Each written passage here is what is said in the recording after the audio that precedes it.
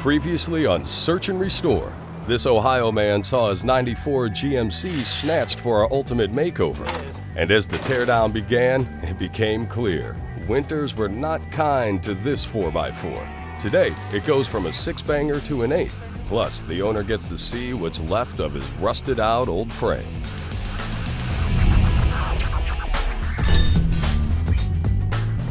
When we started our Search and Restore project, we weren't prepared for the outpouring of support that followed. From the teams of volunteers donating time and skill, to the hundreds of aftermarket companies who stepped up with donated parts, all for one simple goal: to lend a hand to a deserving viewer.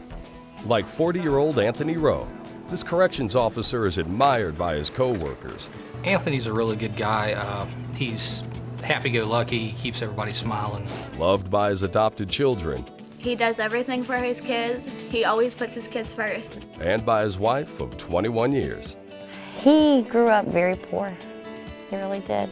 He would go with no socks when he went to school. His sisters got socks, he didn't. He's always had it rough. He's always had to work for everything he's ever got.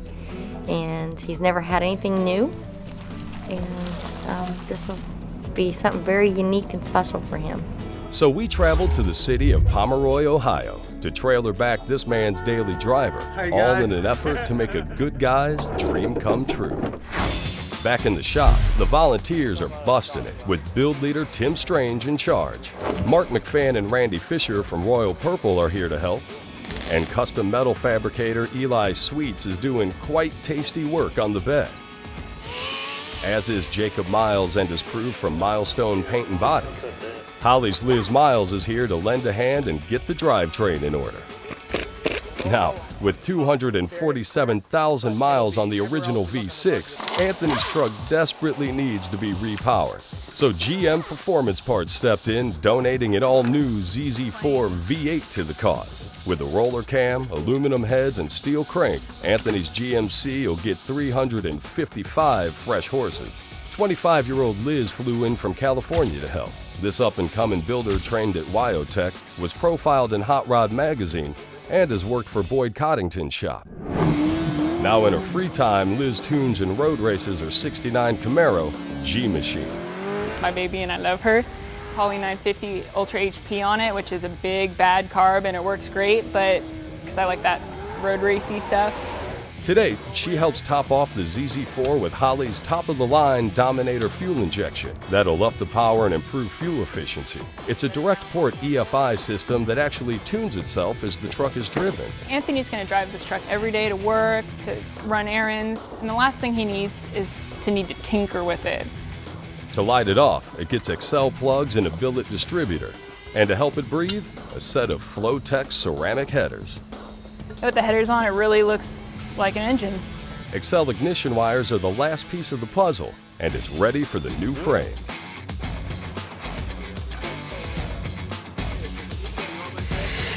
Secure in its new home, it gets Royal Purple braking oil and a new synthetic filter. With that done, Ian's rebuilt transfer case goes on next. And now, we're ready for the rest of the drivetrain. Next, Tim's got a treatment that'll protect the underside from those harsh Midwest winters. And later on, the family gets a glimpse of what was a potential death trap. What we got here now is we got a used set of doors with no rust on it. They come out of a salvage yard, so there is a few dings and dents on them. Way easier to fix than a bunch of rust. And hopefully before long, we'll have them body worked and ready for primer. The volunteers for Milestone Custom Paint and Body have had a hand in every aspect of this build. Teardown, sheet metal fab, and more. The team was so moved by Anthony's story that they decided to do a little sacrificing of their own, working their regular day jobs, in addition to volunteering here. Yeah, we're putting in double dues, you might call it. The guys that come in early, starting about 4 in the morning, and sometimes in the afternoon when we get done here, we go back to the shop and make up some time that we lost. This is truly 100% donating our time to this project. And one of the team's most labor-intensive contributions was getting the cab ready for primer. Just a lot of blocking, a lot of straight sanding, making sure everything was smooth, no little waves in it, making sure it's all looks like one piece. Some of the pieces we're reusing from the replacement frame include the brake lines. They look new, but that's because Ryan simply scuffed and cleaned them up.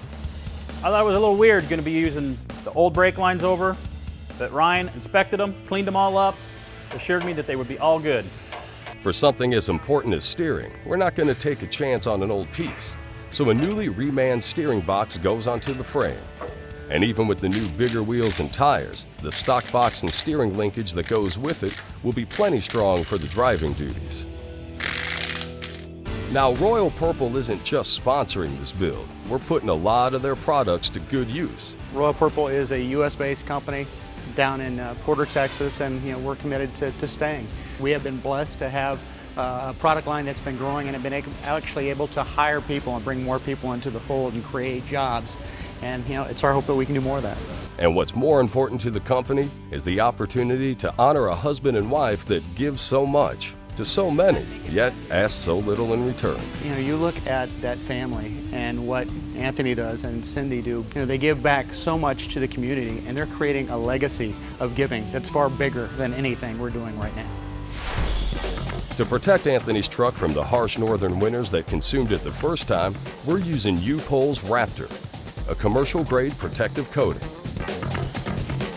It comes in little quart jugs. You pour some activator in it so it dries really quick, and some color, any color you want. We spray it on there. It'll make it last longer. It'll keep all the rock chips and all the salt and all the snow and everything out from the bottom of all those crevices. Really neat stuff. Chris has got the original front diff off of Anthony's truck and is going to give it a little upgrade. And it starts with the brand new 410-to-1 ring and pinion set. The reason for the lower ratio is to compensate for the much larger wheels and tires we're going to add later. Another important part of this is to ensure that all bearings and seals are brand new. Chris will reuse the original stub shafts, then hit it with a coat of paint before it lands under the frame once again.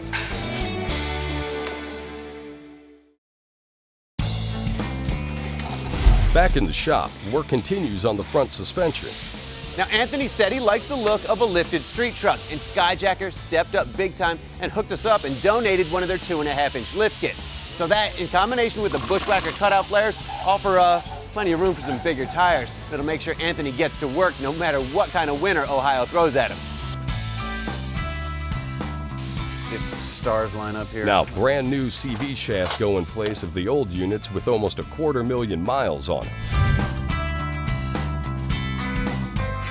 Earlier in the day, we checked in with the Rowe family via our web conferencing setup.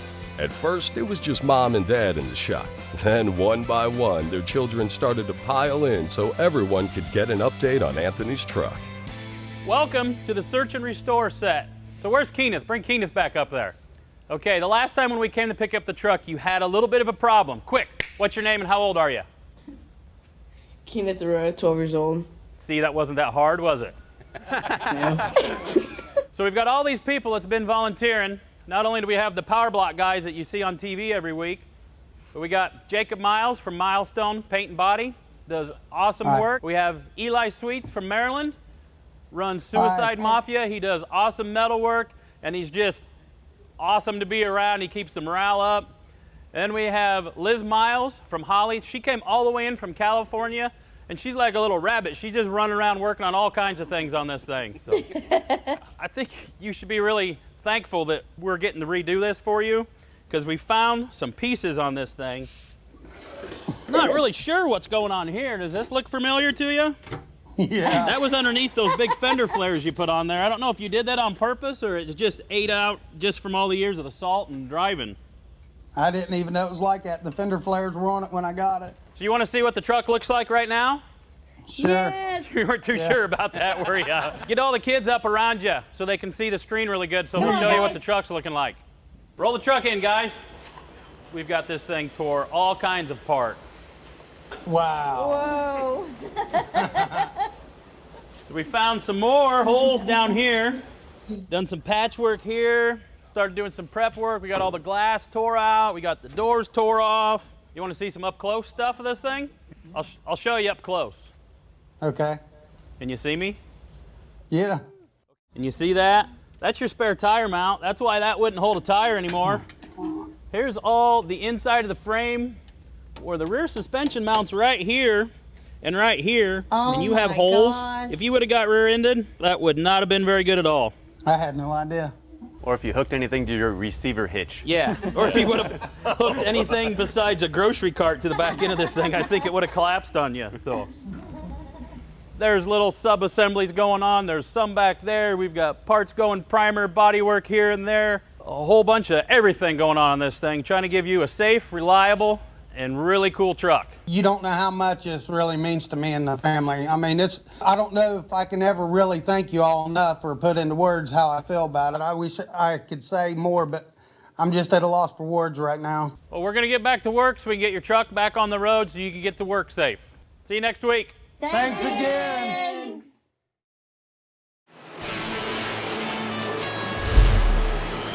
That's good. All right, got the wheels and tires mounted. Yeah.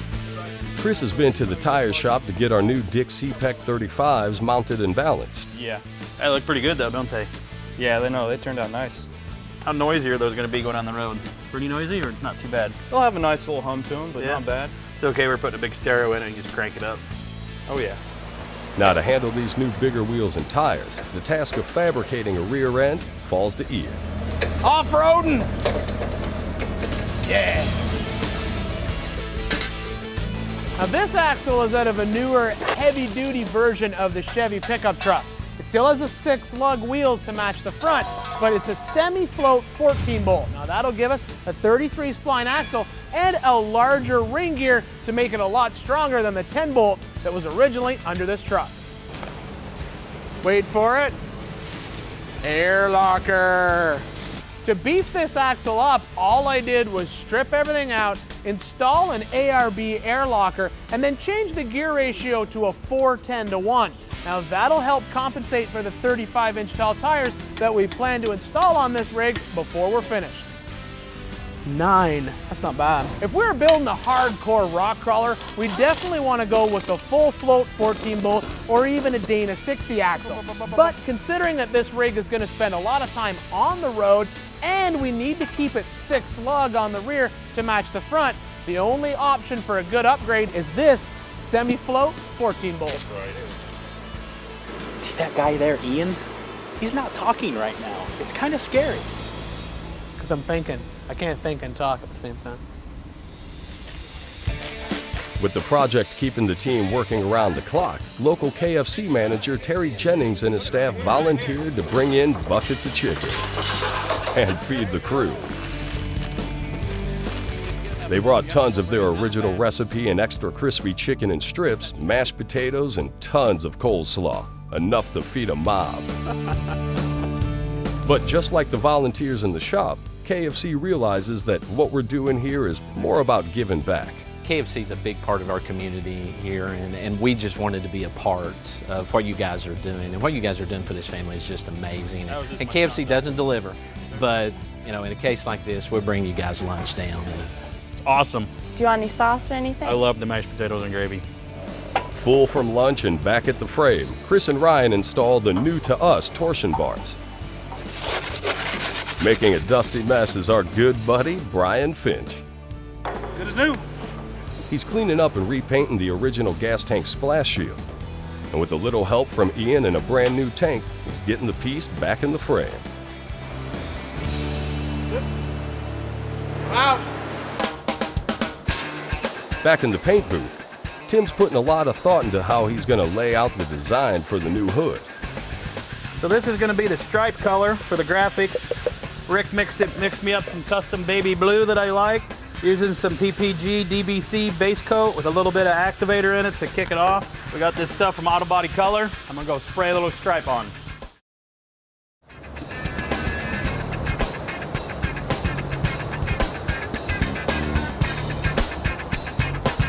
It looks weird having baby blue on there, but that'll be like a pinstripe line with that thin tape.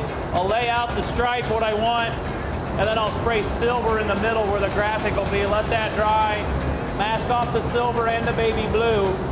Then the rest of the hood's just gonna be black. We just kind of go in the booth with a couple of us that have paint skills and start laying up stripes until we like it. And then some of them might leave the booth and I'll do it whatever I want anyway. So that's pretty much what I did.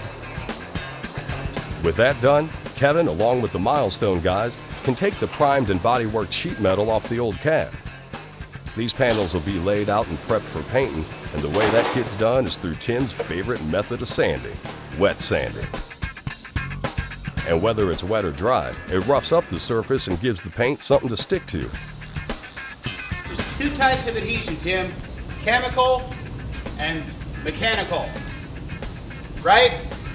That's right. Wow, that's a long ways up there. Someone has set the hangers too high in the paint booth, but the guys will figure it out. I'll get a runt jack. Can I borrow yours? A runt jack?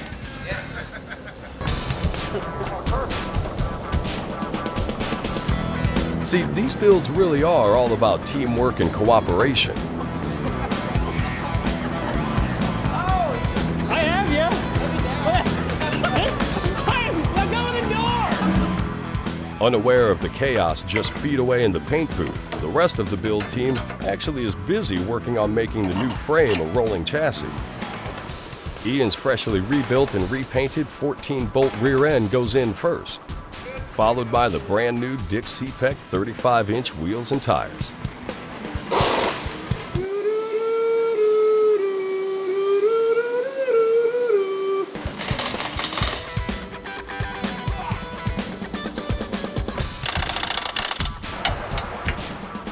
And one of the very last pieces of the suspension puzzle is 4 brand new Skyjacker shocks. Chassis that rolls. This calls for celebration.